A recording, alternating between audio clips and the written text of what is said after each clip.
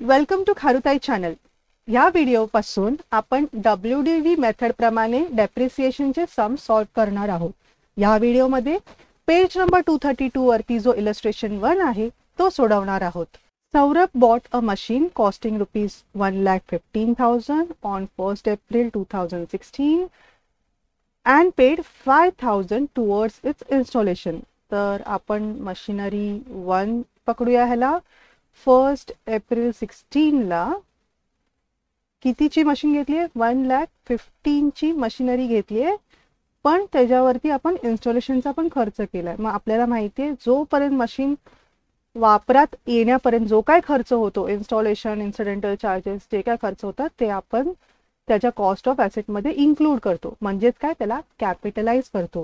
हे आतापर्यंतचे जर तुम्ही व्हिडिओज बघितले असेल तर कुठला अकाउंटिंग स्टँडर्ड आणि काय हे शब्द वापरतोय हे तुम्हाला प्रॅक्टिस झालेलं असेल. तर टोटल काय येणार? 1,20,000 आणि ह्याच्यावरती आपण डेप्रिसिएशन कॅल्क्युलेट करायला सुरुवात करणार आहोत. पुढचा सम वाचूया. ही writes off depreciation at 10% per annum on written down value method. मग मेथड काय आहे? WDV @10%. His books are closed on 31st March every year. 31st मार्चला बुक्स क्लोज होतात. दिलं नाही तरी आपल्याला माहिती आहे. On 1st October 2018 we disposed of the machine for ₹80,000. हीच मशिनरी 1st October 18 ला आपण 80,000 ला विकतोय. डिस्पोज ऑफ म्हणजे सेल ऑफ करतोय, विकतोय. तर ह्या सम मध्ये आपण फक्त एका मशीनचं काम करतोय. त्याचं वर्किंग करूया. Working note 1, calculation of depreciation on machinery इथेच लिहूया कारण की एकच मशीन आहे. Particulars rupees, purchase date, purchase amount. Method आहे WDV @10%. परचेज डेट काय? 1st April 16 आणि अमाऊंट आहे 1,20,000. 1,416 आणि अमाऊंट आहे 1,20,000. मग आता WDV मेथड म्हणजेच रिटर्न डाऊन व्हॅल्यू मेथड म्हणजेच रिड्युसिंग बॅलन्स मेथडमध्ये आपण पहिल्या वर्षी परचेस कॉस्ट, ओरिजिनल कॉस्टवरती डेप्रिसिएशन चार्ज करतो. म्हणजे वर्किंग काय येणार? वर्किंग त्यांनी दिलंय काय? Give journal entries in the books of Saurabh till 31st March 2019. आणि आपण आता कुठल्या वर्षी आहोत? 16 सुरुवात झाली ना. 16, 17, 17, 18 आणि 18, 19 आपल्याला 3 वर्षाचं वर्किंग करायचं आहे. मग ह्याच्यावरती आपण डेप्रिसिएशन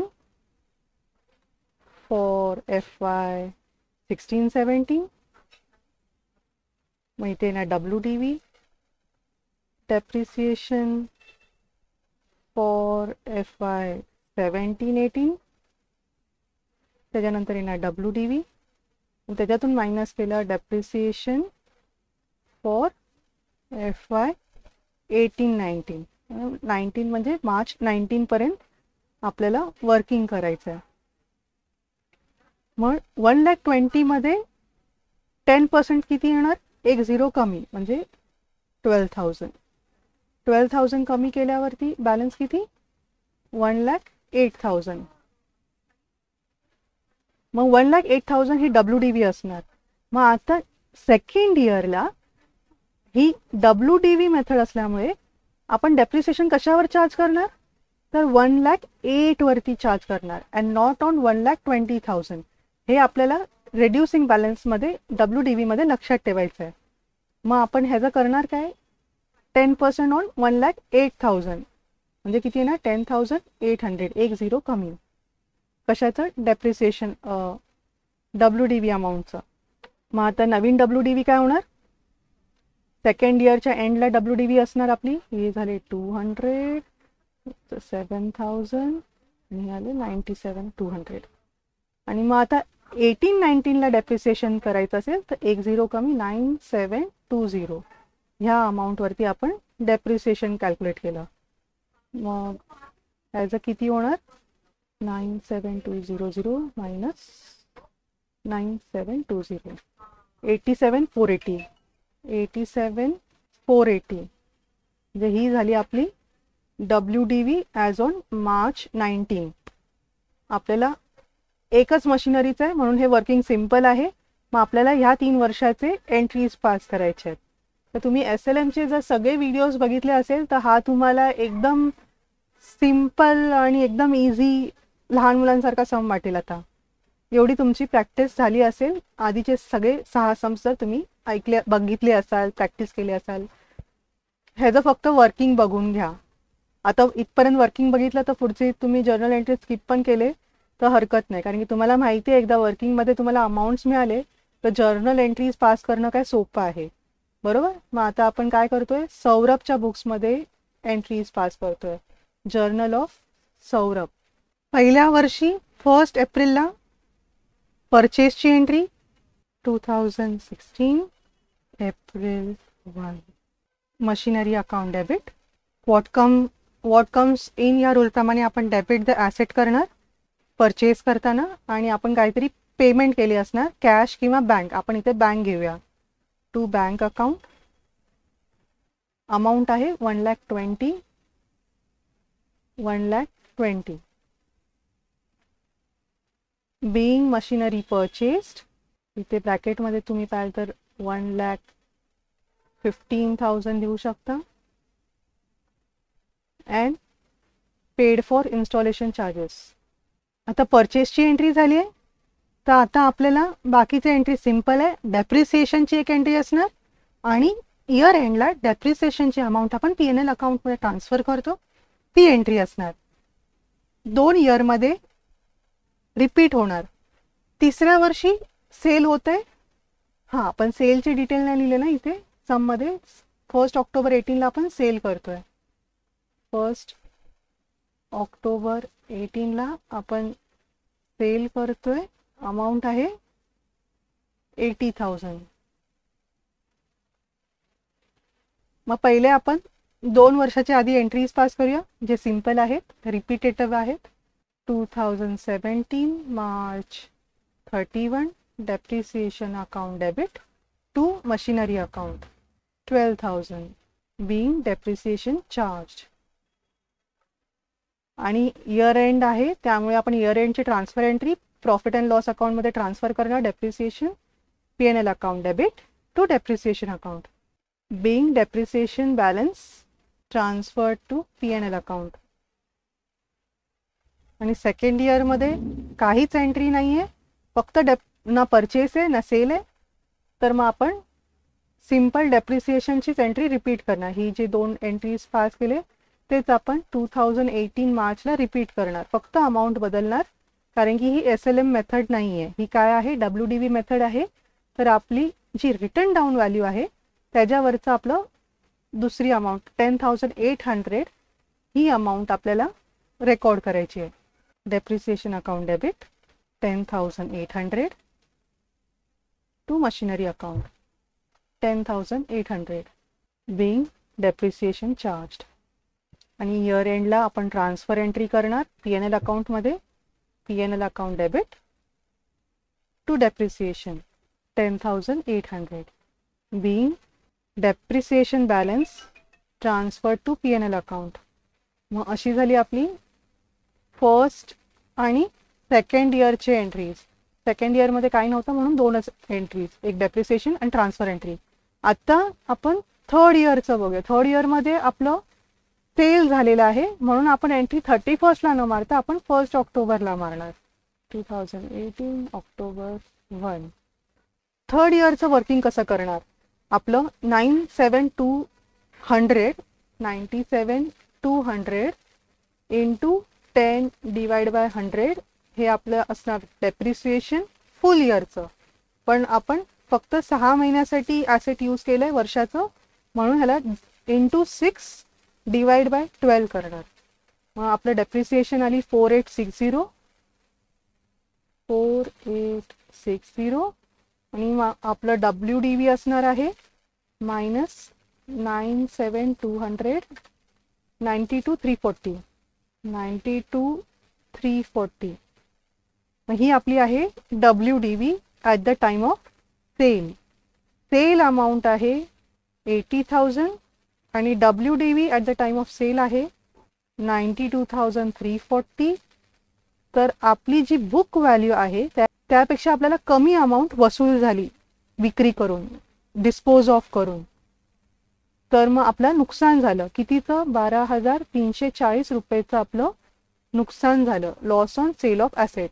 मग मशिनरी विकल्यावर 12,340चं नुकसान आहे. तर मग आपल्याला तिसऱ्या वर्षी कुठली कुठली एंट्री पास करायची? डेप्रिसिएशनची एंट्री पास करायची, सेलची एंट्री पास करायची, ज्याच्यामध्ये आपण लॉस पण बुक करणार आहोत. मग पास करूया ती entry. October 1 depreciation account debit to machinery account. Amount काय आहे? 4860.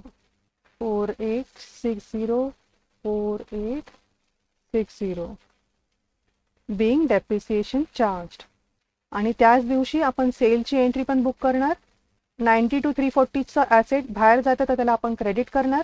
80,000ची अमाऊंट येते तर त्याला आपण डेबिट करणार कॅशला, किंवा डेबिट द रिसिव्हर प्रमाणे बँकला डेबिट करणार, मशिनरीला क्रेडिट करणार. आणि जो उरलेला लॉस आहे तो पण आपण डेबिट करणार, loss on sale of asset. Debit the expenses and losses या रूलप्रमाणे.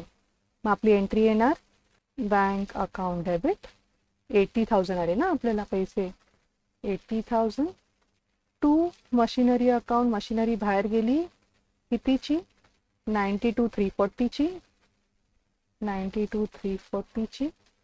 आणि जी बॅलन्स अमाऊंट आहे 12,340ची, त्याचा आपण करणार loss on sale of machinery, त्याला करणार आपण डेबिट. मग अशा पद्धतीने आपलं बीइंग ॲसेट सोल्ड, त्याच्यावर आपण लॉसची एंट्री पण बुक केली. ही झाली आपली कंबाईंड एंट्री. मग आता सगळे ट्रान्झॅक्शन झाले, सगळ्या ट्रान्झॅक्शनचे एंट्री झाले. मग वर्षाच्या एंडला आपण काय करणार? इयर एंडचे एंट्रीज पास करणार.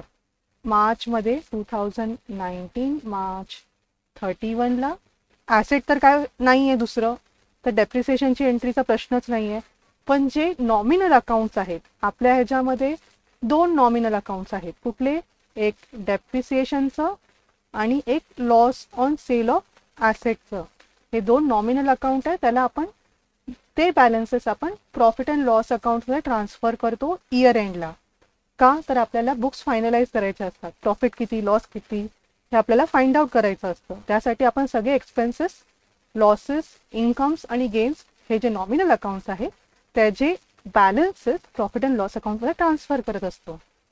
हे मी का रिपीट करते परत परत?